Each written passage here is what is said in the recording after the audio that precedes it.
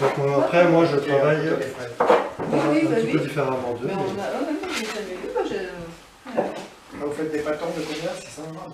Voilà, et je les vends à 500 grammes, donc comme il y a de l'eau dedans qui va s'évaporer en Amérique du Sud ou au Liban, à mon avis, ça plairait un peu moins peut-être. Mais du coup, ici, voilà, en France, on est habitué à cette baguette, et du coup, pour faire gonfler, il faut faire fermenter la pâte, et pour faire fermenter, on utilise soit un petit champignon qui s'appelle la levure, soit des bactéries.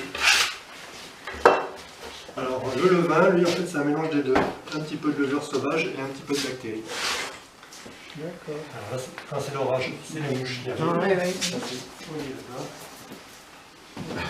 Et tu t'es installé ici et tu as fait construire quand même ta maison.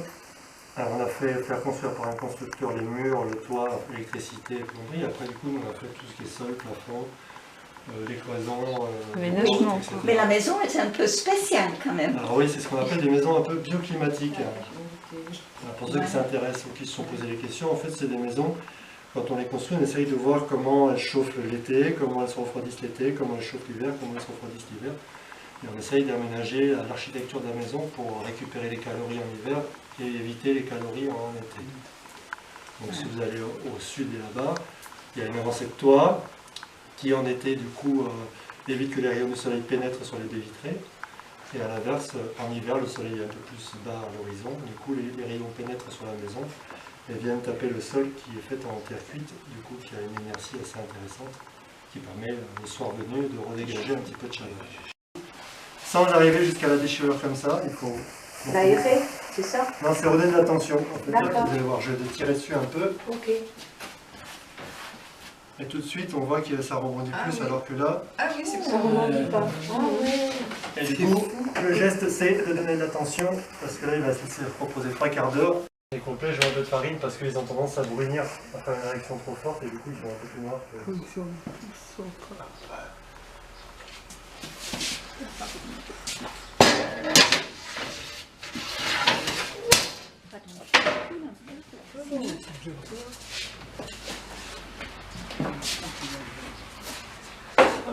Donc les boulangers d'aujourd'hui, en boulangerie, ils ont des tapis...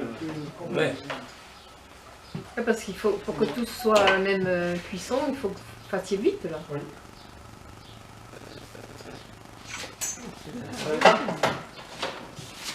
Un peu la course. Parce que les premiers pas, c'est ceux qui vont sortir en premier. Donc...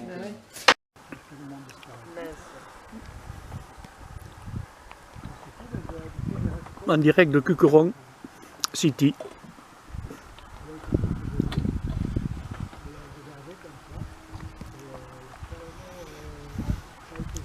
Ah non, mais moi j'ai l'impression que je suis allée la voir une fois parce que parfois, quelque part là, je l'ai trouvée très froide.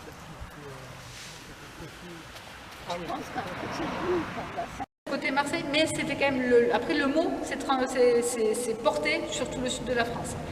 Mais en tant que population, oui, sud-ouest jusqu'à côté de Marseille à peu près, environ, mais pas trop peu. Alors cette population qui était mise à l'écart, rejetée de la société, tellement mise à l'écart et rejetée qu'ils vivaient en dehors des villes et des villages, dans des cagoteries, des véritables quartiers des cagots, avec même des fontaines des cagots. Les cagots, le problème c'est qu'il y a eu beaucoup de choses écrites à leur sujet.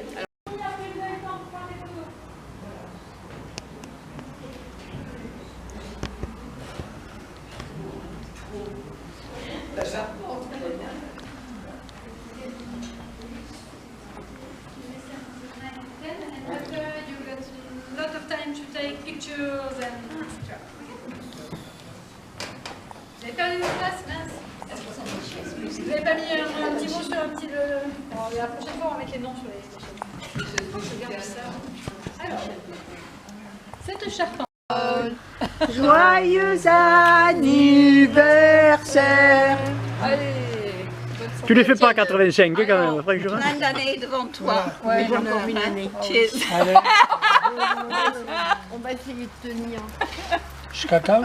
80. C'est quoi ton objectif?